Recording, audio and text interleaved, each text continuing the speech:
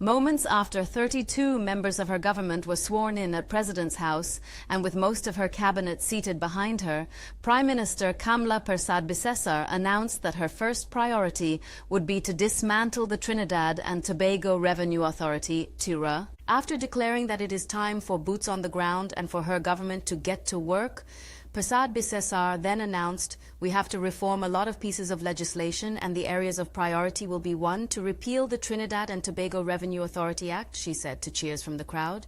The legislative framework governing the TTRA was passed by an Act of Parliament in December 2021.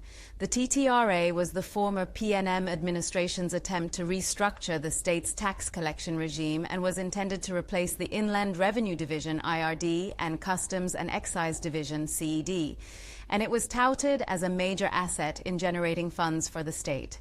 In addressing the Parliament on February 24, 2023, then Finance Minister Colm Imbert said, "With an estimated domestic tax gap of up to $10 billion, the government, through the TTRA, is actively seeking to address this fiscal vulnerability and close the tax gap by improving the efficiency and efficacy of the country's revenue collection." The United National Congress, UNC, has previously said it was against the TTRA, underscoring that it will lead to severe job losses and put too much control into the hands of the Minister of Finance.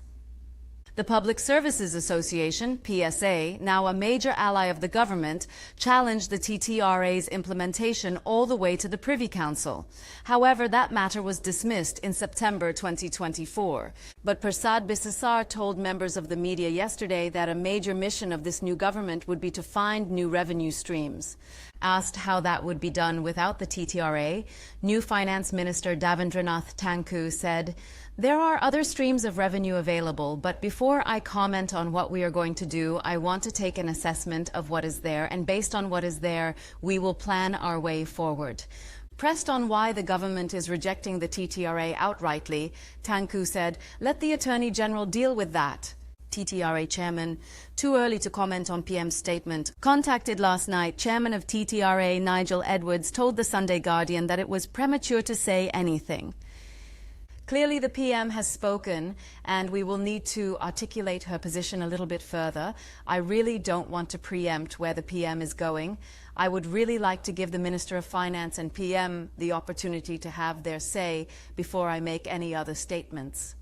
Edwards could not say how much taxpayers' money has been pumped into the TTRA so far. Asked if the announcement came as a surprise to him, Edwards said, "I think what the PM has said is not inconsistent with what was said in the early part of the campaign."